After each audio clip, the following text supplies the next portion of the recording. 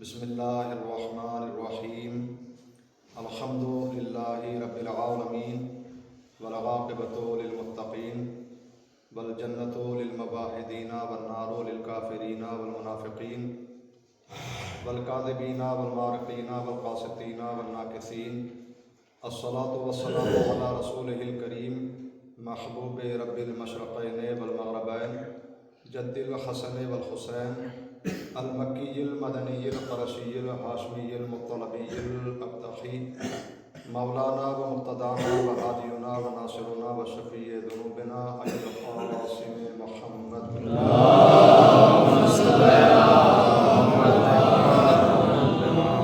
والصلاة والسلام علی آلہ الطیبین الطاہرین المعصومین المظلومین الذین اذهب اللہ عنہم الرجس وطہرہم تطہیرا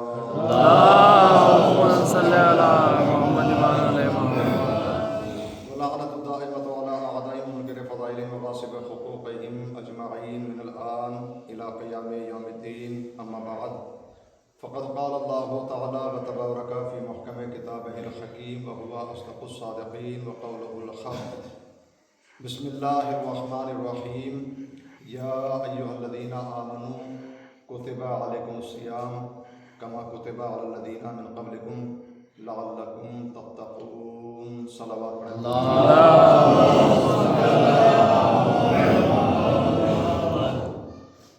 ماہ صیام چل رہے ہیں اور میں نے اسی عنوان سے آیت کا انتخاب کیا کہ ماہ مبارک رمضان کے سلسلے میں پروردگار عالم نے ارشاد فرمایا کہ اے ایمان لانے والو، یا ایھا الذین آمنوا کتب علیکم الصیام، تم پر روزے لکھ دیے گئے، فرض کر دیے گئے، واجب قرار دیے گئے.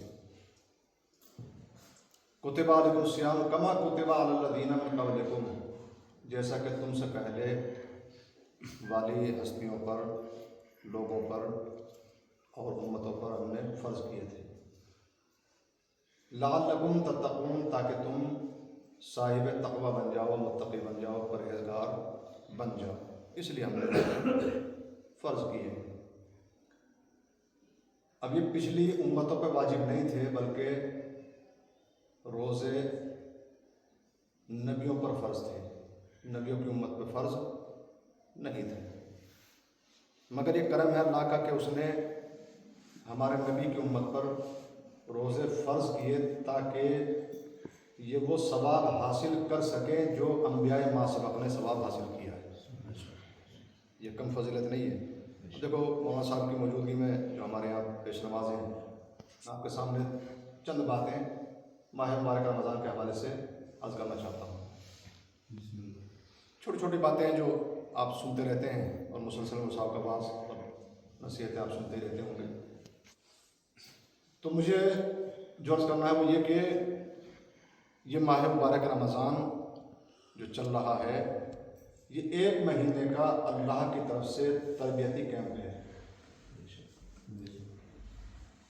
کہ انسان کی کیسے تربیت ہونی چاہیے، کیسے تعمیر ہونا چاہیے، کیسے اس کا اخلاق کیسا ہونا چاہیے، اس کا کردار کیسا ہونا چاہیے، انسان کو کیسے زندگی گزارنا ہے.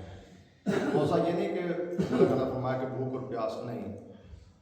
بھوک اور پیاس کا مطلب روزہ نہیں ہے. تو آپ نے اس احساس کو ظاہر کیا اور کہا کہ نہ جانے کتنے لوگ ایسے ہیں کہ جو بھوکے ہیں اور پیاسے ہیں، ان کا روزہ نہیں ہے. کیوں؟ اس لیے کہ روزہ بھوک اور پیاس کا نام نہیں ہے، بلکہ اصل روزہ یہ ہے کہ انسان ہر اس کام سے بچے جس سے اللہ نے بچنے کا حکم دیا. یعنی ہاتھ ظلم کی طرف نہ بڑھیں، قدم برائی کی طرف نہ بڑھیں، کان کسی کی برائی نہ سنے، زبان کسی کی برائی نہ کرے، اور انسان کے اعضاء و جوارح کا بھی روزہ ہو تو تب روزہ ہے. یہ نہیں کہ بس اچھا ایک شخص ہے کہ وہ کھانا کھا رہا ہے، اس سے کہا کہ روزہ نہیں ہے، کہا روزہ ہاں روزہ ہے میرا، کہ تم تو کھا رہے ہو. کہ بھائی جب میں سب کچھ کر رہا ہوں تو یہی کر رہا ہوں تو کیا برائی ہے؟ جب میں سب کچھ کر رہا ہوں روزے میں اگر یہی کر رہا ہوں تو کیا برائی ہے؟ تو کا مطلب یہ ہے کہ روزہ صرف یہ نہیں کہ کھانا پینا ترک کر دیں، نہیں، ہر برائی سے بچیں، یہ روزہ ہے۔ اب دیکھو مائک کے ذریعے سے آواز جا رہی ہے اور گھروں تک پیغام پہنچ رہا ہے، مائیں بہنیں بھی سن رہی ہیں میری، میں ان کو بھی ذرا تھوڑا سا مخاطب کرنا چاہتا ہوں کہ آج کی گفتگو کو بھی سنیں، اور گفتگو مقتضائے حال ہو، اس سے بہتر نہیں ہوتا۔ میں چاہوں تو فضائل پڑھ کے نکل جاؤں اور آپ وافا کر دیں، سبحان اللہ کر دیں، اچھا ہو جائے گا۔ مگر سب سے پہلے میں یہ کہتا ہوں کہ خداوند کریم ہمیں عمل کی دعوت دینے سے پہلے خود مجھے عمل کرنے کی توفیق عطا فرمائے۔ مثلا ہم میں سے بہت سارے مولوی بیچارے ایسے ہیں کہ جو شکلاً مولوی ہیں مگر عملاً مولوی نہیں بننا چاہتے ہیں۔ میں اپنے آپ کو کہہ رہا ہوں، مطلب میں شکلاً تو بننا چاہتا ہوں، ٹوپی لگا کے شیروانی پہن کے، مگر عمل سے میں مولوی نہیں بننا چاہتا ہوں۔ یہ ہمارے یہاں فکر ہے، کچھ افراد کی ہوگی، مگر ان کی اپنی ایک سوچ ہے، مجھے کسی پہ طنز نہیں کرنا، مجھے حق ہے۔ مگر میں عرض یہ کرنا چاہ رہا ہوں کہ ماہ مبارک رمضان یہ ایک تربیتی کیمپ ہے، اس میں پورا مہینہ انسان کی تربیت ہوتی ہے کہ انسان کو اگر بندہ پسند ہے تو کیسا پسند ہے، کیسا بننا ہے انسان کو، کیسے جینا ہے، کیسے رہنا ہے۔ معاشرے میں انسان کو جینے کا شعور یہ ماہ مبارک رمضان عطا کرتا ہے۔ اب دیکھیے پروردگار اللہ نے فرمایا کہ روزہ میرے لیے ہے، اس کی جزا میں ہی دوں گا۔ روزہ میرے لیے ہے، اس کی جزا بھی میں ہی دوں گا۔ ساری عبادتیں ایسی ہیں کہ اس میں ریاکاری ہو سکتی ہے۔ نماز ہو سکتا ہے دکھاوے کے لیے پڑھ رہا ہوں، ہو سکتا ہے مجلس میں دکھاوے کے لیے پڑھ رہا ہوں، مگر صبح سے شام تک انسان دکھاوے کے لیے بھوکا پیاسا نہیں رہ سکتا۔ ایک یہ عبادت ایسی ہے جس میں ریاکاری نہیں ہو سکتی۔ ہو سکتا ہے میں زیارت پہ جا رہا ہوں، میرا نام اونچا ہو جائے، ہو سکتا ہے میں حج کے لیے جا رہا ہوں، مجھے لوگ حج جی کہیں، ہو سکتا ہے کہ میں نماز پڑھ رہا ہوں، مجھے لوگ نمازی کہیں، ہو سکتا ہے میں بچوں کو پڑھا رہا ہوں، لوگ مجھے اچھا معلم کہیں، اچھا ٹیچر کہیں، مگر صبح سے شام تک یہ انسان بھوکا اور پیاسا ہے تو کس لیے؟ یہ چاہتا تو چھپ کر کھا سکتا تھا، پی سکتا تھا، مگر اس نے چھپ کر نہ کھایا نہ پیا، اس نے صبح شام تک اپنے آپ کو بھوکا پیاسا رکھا، یہ اللہ کے لیے، اس میں ریاکاری نہیں ہے۔ یہ ایک عبادت ایسی ہے اس میں کوئی ریاکاری نہیں ہے۔ لیکن توجہ رکھے گا انشاءاللہ کچھ مطالب ذرا جلدی جلدی مجھے تقریباً 20 سے 22 منٹ کے اندر، 25 منٹ کے اندر تمام کرنا ہے، زیادہ وقت نہیں لینا ہے۔ آپ کو جاگنا بھی ہے، سحر میں جاگ اور اٹھنا بھی ہے۔ مثلا پیغمبر اکرم نے ماہ مبارک رمضان سے پہلے جو شعبان کا آخری جمعہ آیا تو ہم ممبر پر تشریف لے گئے، خطبہ ارشاد فرمایا، اور جب ماہ مبارک آ گیا تو پھر آپ ممبر پر جا رہے ہیں تو ممبر جاتے آپ نے الہی آمین کہا، جس سے پہلے ممبر کے زینے پر قدم رکھا، کہا الہی آمین، صحابہ سن رہے، آپ نے دوسرے عرصے پر دوسرے زینے پر قدم رکھا ممبر کے، پھر کہا الہی آمین، پھر تیسرے جو ہے زینے پر قدم رکھا تو پھر کہا کہ الہی آمین۔ اب آپ ممبر پر بیٹھ گئے، صحابہ کرام نے پوچھا کہ یا رسول اللہ آپ نے 3 مرتبہ آمین کہا، کیوں کہا؟ تو آپ نے فرمایا کہ جیسے ہی میں ممبر کے پہلے زینے پر گیا ہوں تو جبریل نازل ہوئے اور انہوں نے کہا کہ یا رسول اللہ خاک ہو اس کے چہرے پر کہ جو اپنے ماں باپ کو پالے اور بخشا نہ جا سکے۔ تو میں نے کہا الہی آمین، یعنی ماں باپ کی خدمت کرو اور جنت پالو، یہ آپ نے فرمایا۔ پھر آپ نے دوسرے زینے پر قدم رکھا تو کہا کہ یا رسول اللہ پھر کیوں کہا آپ نے؟ کہا میں جیسے دوسرے زینے پر قدم رکھا تو جبریل نازل ہوئے، انہوں نے کہا کہ جس نے ماہ مبارک رمضان کو درک کیا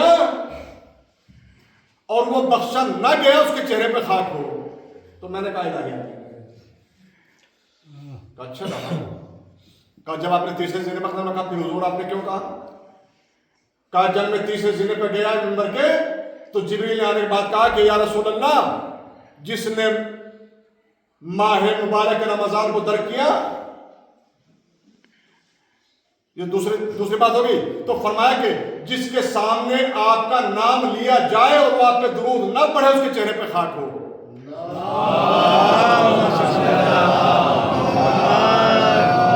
تو میں نے کہا الہیات میں تو دو چیزیں آپ کو یاد رکھنا ہے اس میں سے. ایک تو یہ کہ ماں باپ کو اگر حاصل کر لیا ہے کسی نے, اس کے ماں باپ حیات ہیں, ان کی خدمت کرے اور جنت لے. ماں باپ کی خدمت میں اللہ نے جنت رکھی ہے. دوسرے, ماہ مبارک رمضان اگر حاصل ہو گیا تو آپ نے فرمایا کہ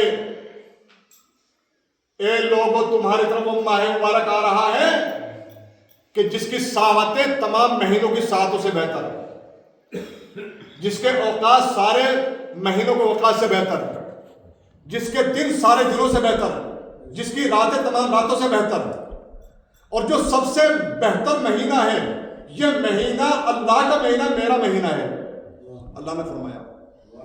اور اس مہینے میں تم اللہ کے مہمان بنتے ہو, تم اللہ کے دسترخوان پہ کھاتے ہو. کیا مطلب؟ اب آپ میں سے کوئی انسان اگر اپنے بیٹے کا ولیمہ کرے یا کوئی بھی تاریخ میں کھانا کرے مومن کا, اور آپ نے کھانا سب کا کیا اور سب کی دعوت کی, میری دعوت نہیں کی, میں جا کے کھانے لگوں, تو اگر آپ مجھے کھاتے کو نہ ٹوکیں یہ آپ کی کریمی ہے, مگر حقیقت یہ ہے کہ میں کھا تو رہا ہوں پر مہمان نہیں ہوں. ایسے ہی افطار کا مسئلہ ہے کہ بھائی دیکھیں اللہ کا مہمان وہ ہے جس نے روزہ رکھا, افطار پہ وہی آئے. کھا تو دوسرے بھی سکتے ہیں مگر مہمان نہیں. صلوات پڑھنے پر محمد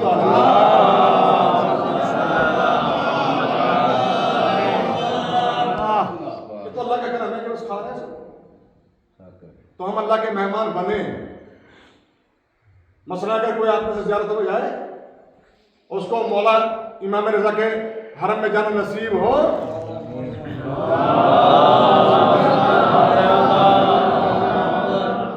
وہاں امام کا دسترخوان لگتا ہے, تو کون چاہتا ہے کہ امام کے دسترخوان پہ مہمان نہ بنے؟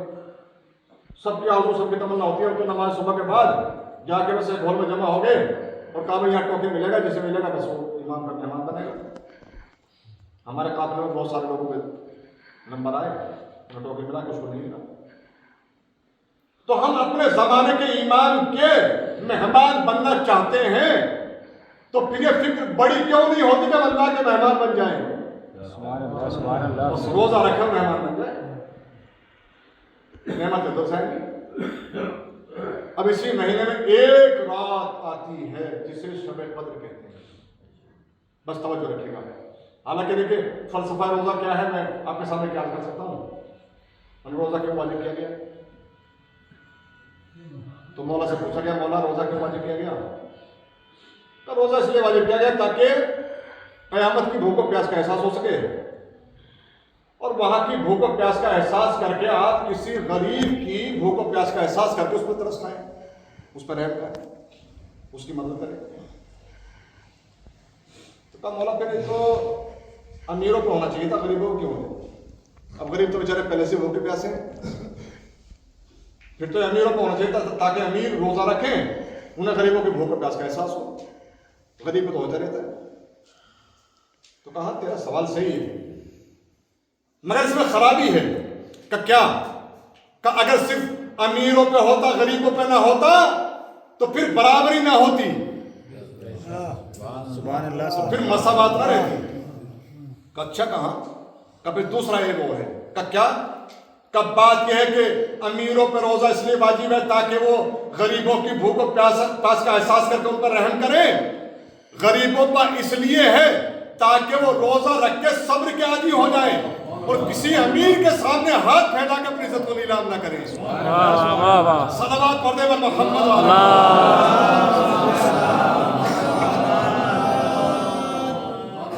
کسی امیر کے سامنے ہاتھ پھیلا کے عزت کو نیلام نہ کریں تاکہ ان میں قوت صبر پیدا ہو جائے. اور یہ انسان کا جوہر ہے, یہ قیمتی جوہر ہے کہ کسی کے سامنے ہاتھ نہ پھیلانا. انسان عزتیں اس طرح نہیں پاتا. انسان کو اگر عزتیں چاہیے تو اس طرح بن جاؤ, یعنی لینے والے نہ بنو, دینے والے بن جاؤ, عزتیں مل جائیں گی. اسلام نے سکھایا. تو اب اسی میں ایک رات آتی ہے شب قدر. اب شب قدر ہے کیا؟ تو قرآن کریم نے کہا کہ وما ادراک ما لیلۃ القدر، تم کیا جانو کہ شب قدر ہے کیا؟ تم درک نہیں کر سکتے، تم جان ہی نہیں سکتے۔ بس یاد رکھو کہ شب قدر خیر من الف شہر، 1000 مہینوں سے بہتر ایک رات، 1000 مہینوں سے بہتر ایک رات ہے۔ اس رات میں ہمیں جاگنا چاہیے، ہم سوتے ہیں، جب ہمیں سو جانا چاہیے اس وقت ہم جاگتے ہیں۔ اسلام میں شب بیداری کا تصور بالکل نہیں ہے، بڑی شدت سے کہہ رہا ہوں۔ ہم شب بیداری کرتے ہیں اپنی مرضی سے، مگر اللہ نے شب بیداری رکھی شب قدر میں۔ ہم اپنی بنائی ہوئی شب بیداری میں جاگتے ہیں، اللہ کی بنائی ہوئی شب بیداری میں سو جاتے ہیں۔ اب پھر شکوا جائے کہ مقدر نہیں جاگ رہا، بس مقدر سو گیا، کیا کریں مقدر بس تقدیر سو گئی، اور وہ کیا کریں پریشان ہے۔ اللہ نے کہا کہ 1000 مہینوں سے بہتر ایک رات، برابر نہیں کہا، بہتر کہا، بہتر۔ اب 1000 مہینوں کو اگر ہم کاؤنٹ کریں اور جوڑیں کہ 1000 مہینوں میں کتنے سال بنتے ہیں، تو 83 سال 3 مہینہ بنتے ہیں۔ 83 سال 3 مہینہ، تو 83 سال 3 مہینہ سے بہتر ایک رات۔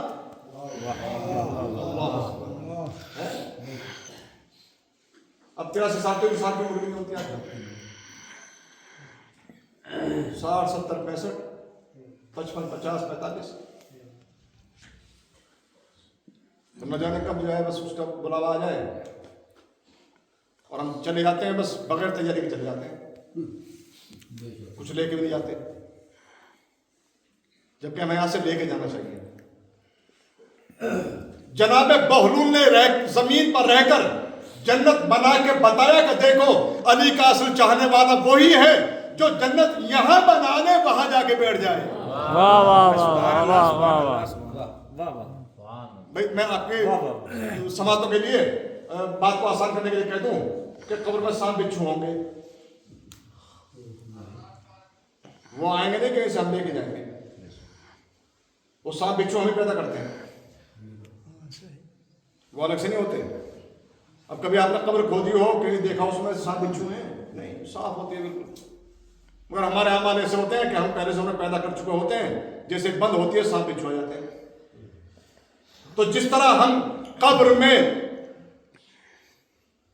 سانپ بچھو پہلے بھیج دیتے ہیں، اس لیے ہمیں پہلے یہاں جانے سے پہلے وہاں کے لیے جنت کی تمنا ہے، بنا بھی لی، وہاں محل بنایا نہیں، محل کی تمنا لیے بیٹھے ہیں،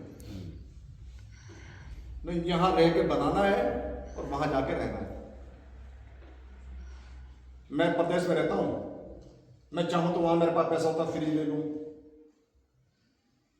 اپنے لیے چاہوں تو اے سی لگوا لوں، کولر لگوا لوں، انورٹر لگوا لوں، مگر وہ ساری چیزیں میں نہیں خریدتا ہوں، کیونکہ مجھے وہاں کچھ دن رہنا ہے، پھر پلٹ کے اپنا وطن ہلوانا آ جانا ہے۔ اب ہلوانا میرے پاس فریج بھی ہے، کولر بھی ہے، پنکھے بھی ہیں، سب کچھ عیش و آرام کا سامان ہے، تو میں نے وہاں کیوں نہیں کیا، یہاں کیوں کر رہا ہوں؟ وجہ یہ ہے کہ وہاں مجھے مستقل نہیں رہنا، یہاں مجھے مستقل رہنا ہے۔ تو ایسے ہی اس دنیا میں مجھے مستقل نہیں رہنا، آخرت میں ہمیشہ رہنا ہے۔ واہ واہ واہ واہ، سبحان اللہ۔ وہاں کیا بھیجا، وہاں کیا بھیجا ہے؟ اسی لیے مولا کائنات نے فرمایا کہ بیٹا حسن اپنے پیچھے مال دنیا چھوڑ کر مت جانا، اس لیے کہ مال کے وارث 2 طرح کے ہوں گے، یا تو وہ اچھائی میں خرچ کریں گے، خرچ وہ کریں گے، پیسہ تمہارا ثواب انہیں ملے گا، واہ واہ۔ جو برائی میں خرچ کریں گے مددگار تم ہوئے ہو، لہذا عذاب تمہیں ملے گا۔ بس بہتر یہ ہے کہ جو مال دنیا تمہیں ہاتھ آیا ہے اسے خود راہ خدا میں خرچ کر کے جاؤ۔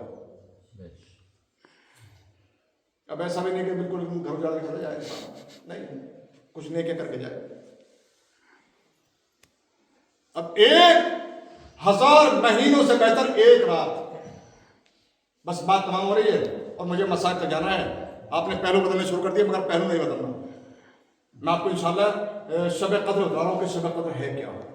دیکھیے آپ اس میں مول صاحب آپ سے کہتے ہیں کہ بھائی آج شب قدر ہے کہ جی اس کی پہچان کیا ہے. روایت میں بیان کیا گیا کہ شب قدر کی پہچان ہے کہ اگر سردی کا موسم ہے تو گرمی لگے گی, اگر گرمی کا موسم ہے تو پھر سردی کا احساس ہوگا.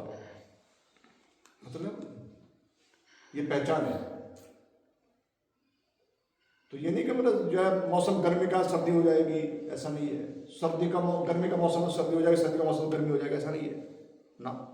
اس کے معنی کچھ اور ہے. معنی یہ ہے کہ لوگوں کے درمیان شب قدر کو حاصل کرنے کا جذبہ ایسا ہوگا کہ نہ انہیں سردی روک پائے گی نہ گرمی روک پائے گی. یعنی نہ انہیں سردی میں سردی کا احساس ہوگا اور نہ گرمی میں گرمی کا احساس ہوگا. وہ اسے حاصل کریں گے, اتنا جوش ہوگا. اب مسجد میں پہنچ گئے, مولوی صاحب نے کہا بھائی سب نے نماز پڑھ لی کا جی کا 2 رکعت نماز شب قدر پڑھتا ہوں قربۃ اللہ اور یہ طریقہ اس طرح پڑھ لیجئے. سب نے پڑھ لیا. مولوی صاحب نے کہا کہ لاؤ بھائی قرآن لاؤ. سب کو قرآن دے دیا, پارا دے دیا. کہ سب اپنے اپنے سامنے کھول لیا. یہ اللہ کے گھر میں آپ سے قرآن اٹھوایا جا رہا ہے. اب بتاؤ تم جیسے اللہ کے گھر میں ہو, قرآن تمہارے ہاتھ میں, ایسے ہی اللہ کے گھر سے جانے کے بعد رہو گے یا نہیں رہو گے؟ بدل جاؤ گے. اگر بدل جاؤ گے اللہ کے گھر میں قرآن اٹھا کے, تم بدلنے والے, پھر تم کیا ہو؟ تھوڑا سا احساس ہوا نا. ابھی میں تھوڑا سا کچھ مطالب بیان کروں انشاءاللہ, اور یہیں سے مجھے مسائل پڑھنا ہے. بس میری گفتگو کا یہی خلاصہ ہے جو میں نے اتنی تمہید باندھی ہے, بس ان 2 جملوں کے لیے. اب قرآن اٹھایا, کہ قرآن کھول کے سامنے رکھ لیجیے. اب مولوی صاحب نے دعا پڑھوائی اور کہا کہ پروردگار تیری اس کتاب کا واسطہ جو تو نے نازل کی ہے, جو بھی تو نے اس میں نازل کیا اس کا واسطہ, ٹھیک ہے, پروردگار ہمیں آتش جہنم سے بچائے رکھنا. یہ ایک دعا ہے. میں ترجمہ کر رہا ہوں اس دعا کا کہ اتنا ہم نے کیا تو اب قرآن کریم سامنے ہے. اس کے بعد پھر مولوی صاحب نے کہا بھئی یہ دعا پڑھ لی کہاں؟ کہا آیت طلب کر لی, آیت طلب کر لی. کہا قرآن سب پہ رکھ لو بھائی, قرآن سب پہ رکھ لیا.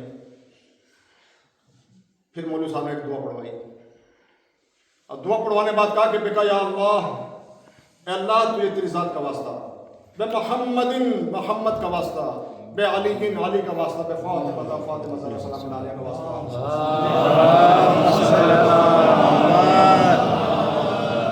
یہ 14 معصومین کرنے واسطے دیے, یہ ہے واسطے. کیا مطلب؟ مطلب یہ ہے کہ جب ہم نے قرآن سامنے رکھا تو آپ کا تصور, آپ کا رجحان, آپ کی فکر یہ ہونا چاہیے کہ پروردگار تیری بارگاہ میں جیسے میری نگاہ اس وقت قرآن کریم پہ ہے تو یہاں سے نکلنے کے بعد بھی میری نگاہ میں تیری آیتیں رہیں, تیرا حکم رہے, تیرا پیغام رہے. بس جو تو کہے میں وہ دیکھوں, واہ واہ واہ واہ, اور کچھ نہ دیکھوں. ٹھیک ہے. پھر سر پہ رکھا تو کہا اللہ تجھے تیری ذات کا واسطہ, تیرے نبی کا واسطہ, علی کا واسطہ, حسن کا واسطہ, حسین کا واسطہ, یہ سارے واسطے دیے. تو میں واسطہ دے کر کہہ رہا ہوں اے پروردگار میں نے قرآن کو سر پہ رکھ لیا, تجھے تیری ذات کا واسطہ, 14 معصومین کا واسطہ, میرے ذہن پا, دل پا, دماغ پا, ہاتھ پا, اعضاء و جوارے پا, یعنی سر سے پیر تک میرے پورے وجود پہ اگر حکومت ہو تو قرآن کی ہو. کس کی ہو؟ قرآن کی حکومت ہو. بس میرا دل, میرا ذہن وہ سوچے جو تو چاہے, میری زبان وہ بولے جو تو چاہے, میرے کان وہ سنے جو تو چاہے, میری آنکھیں وہ دیکھیں جو تو چاہے, میرے قدم اس طرف اٹھیں جس طرف تو چاہے. یہ ہے آباد. ہم شب قدر کا اعمال کر کے اور بس دامن جھاڑ کے چل دیتے ہیں، بس اب جو ہم نے روزہ رکھ لیا ہے، نہیں، ہم نے ماہ مبارک رمضان میں عبادت اور ریاضت کر کے جنت میں ایک محل بنایا، اب ذمہ داری یہ ہے کہ اس محل کو باقی رکھا جائے۔ اب اگر کوئی باغ لگائے، درندوں سے جانوروں سے نہ بچائے، اس کی باڑ نہ بنائے تو باقی رہے گا؟ نہیں، خراب ہو جائے گا۔ ایسے ہی ہم نے پورا مہینہ اللہ کے مہمان رہ کر اللہ سے دعائیں کر کے اپنے گناہوں کی معافی چاہ کر ایک محل جنت میں بنوا لیا، اب اسے باقی رکھنا ہے بس۔ باقی کس طرح رہے گا؟ کسی غیبت نہ کریں، چغل خوری نہ کریں، بے پیسے کا اخبار نہ بنے، جلدی خبریں ادھر نہ چھاپیں، جی یہ مت کریں، بس اپنے آپ کو گناہوں سے بچائے رکھیں۔ یہ ہے ماہ مبارک رمضان۔ خیر ایک تصویر میں نے کھینچنے کی کوشش کی ہے، مگر یہی رمضان ہے کہ اسی رمضان میں ایک وقت وہ بھی آیا کہ کائنات کا امیر ہے نا مصلی عبادت میں پہنچا ہے، والے کے سب ضربت لگی تو آپ نے قاتل کو گرفتار کر کے لایا گیا، کیا کیا؟ آپ نے دو کام کیے، کہ اس کی مشکیں ڈھیلی کر دو اور اسے پیاس لگے اسے پانی پلاؤ، شربت پلاؤ اسے، یہ کہا نا۔ اب دیکھو علی کا یہ کرم تھا کہ مشکیں ڈھیلی کر دی، یہ علی کی کریمی ہے، مگر اسے شربت کیوں پلایا؟ قاتل کو شربت کیوں پلا رہے ہیں؟ اس لیے پلا رہے ہیں کہ جناب یوسف کے بھائیوں نے یوسف کو کنویں میں ڈال کر آ کے باپ کے سامنے نماز پڑھی اور کہنے لگے وہ تقوموا من بعدہ قوما صالحین، تم دیکھو باپ کے سامنے نیک بن کر دکھانا۔ جا کے نماز پڑھی تو نماز نے کوئی فائدہ پہنچایا؟ تو اس کا مطلب ہے کہ معصوم سے دشمنی رکھ کے اگر معصوم کے بیٹے بھی معصوم کے سامنے نماز پڑھیں گے نماز فائدہ نہیں دے گی۔ تو ایسے ہی ابن ملجم مرادی ملعون مولا کے سر پہ ضربت لگا کے روزہ رکھے ہوئے تھا، تو امام نے کہا کہ روزہ توڑ، تو مسلمان نہیں ہے، تجھے روزہ فائدہ نہیں دے گا، اس لیے کہ تو معصوم، سبحان اللہ، تو معصوم کا دشمن ہے، تجھے روزہ فائدہ نہیں دے گا، روزہ توڑ۔ ڈھونگ مچا رہا ہے۔ تو اس کا مطلب یہ ہے کہ اگر معصوم سے دشمنی رکھ کر ہم نماز پڑھیں نماز فائدہ نہیں دے گی، روزہ رکھیں روزہ فائدہ نہیں دے گا، تو کتنے مقام ایسے آتے ہیں زندگی میں کہ ہم معصوم کے خلاف کھڑے ہوتے ہیں؟ ہوتے نہیں ہوتے؟ کتنے مقام ہوتے ہیں دیکھیے آپ، ہوتے ہیں۔ اسی احساس کو بیدار کرنے کے لیے اسلام نے کہا ہے کہ اگر تم جھوٹی گواہی دینے جا رہے ہو تو نماز وہاں پوری پڑھو، قصر نہیں۔ کیوں؟ تم جھوٹی گواہی دینے جا رہے ہو بھائی، سچی گواہی دو گے، اتنی مسافت پہ جا رہے ہو تو پوری نماز نہیں، قصر پڑھو۔ جھوٹی گواہی دینے جا رہے ہو تو پوری پڑھو۔ تو اس کا مطلب ہے کہ اسلام اس کے ضمیر کو وہاں بھی بیدار کر رہا ہے کہ دیکھو سب تو 2 پڑھ رہے ہیں، تمہیں 4 پڑھنا پڑ رہی ہے، تاکہ اس کا ضمیر یہاں سے جاگے۔ یہ ہے اسلام، اسی کو بچانے کے لیے انہوں نے قربانی دی ہے۔ جب سب کو ضربت لگی ہے تو قاتل کو شربت پلایا، مشکل ڈھیلی کروا دی،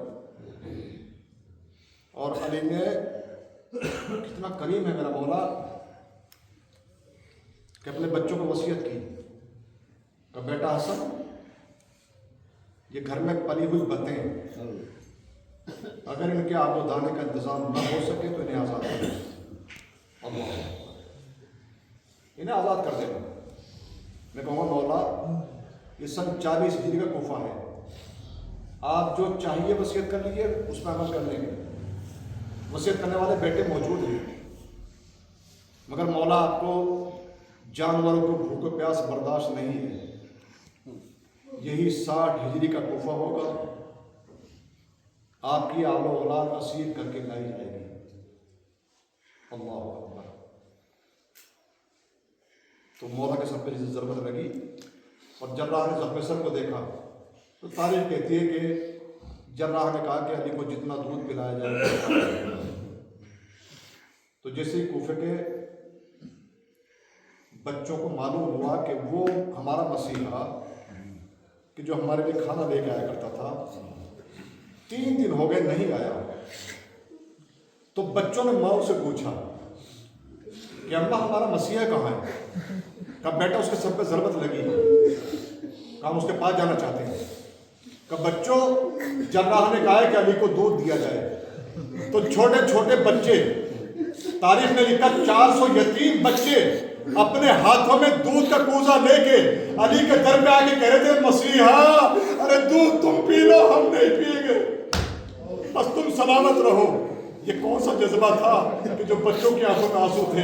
हाँ, ये ऐसा पालनहार था कि जो जमाने की खबरगिरी करता था, मगर हाँ राज उसको खुला कि जब एक मरतबा अली के बेटे अरे पूछते कूफा पे अली को दफन करके आए हैं, अरे दफन करके जैसे ही आ रहे थे देखा कि किसी खंडर से किसी गरीब के घराने की आवाज सुनी। अरे दोनों यतीम अरे आवाज के सहारे करीब पहुंचे, जाके इमाम हसन ने सर पे हाथ रखा, अरे उस नाबीना ने हाथ को झिड़क दिया, कहा आए हो 3 दिन के बाद, अरे इससे पहले मेरी खबर क्यों नहीं ली? अरे हाँ, एक मरतबा अली के बेटे हसन ने कहा भाई अरे किसकी खबर ले रहे, किसकी बात कर रहे हो? कहा हाथ में वही नरमी है जो उस हाथ में नरमी थी। आज 3 दिन के बाद आए हो, अरे 3 दिन के बाद क्यों आए हो, कहाँ रह गए थे? एक मरतबा इमाम हसन ने कहा भाई अरे अब उसकी आस न देखना, अब वो नहीं आएगा, अरे मैं उस अली का बेटा हसन हूँ। कहा वो क्या हुए? कहा उसके सर पे ज़रबत लगी, हम उसे दफना के आ रहे हैं। तो एक मरतबा नाबीना ने कहा ए अली के बेटे अरे अपने बाप की कब्र पर ले चलो। अरे नाबीना का हाथ संभाला, अली की कब्र पर ले गए। जैसे एक मरतबा अली की कब्र में पहुंचा तो एक मरतबा उसने गिरने के बाद कहा ए परवरदिगार अरे ऐसे मसीहा के बाद जीना नहीं चाहता, अरे मेरी रूह को कब्ज कर ले। इधर कलमा तमाम हुए, रूह परवाज कर गई। अल्लाह लानतुल्लाह अलैहि।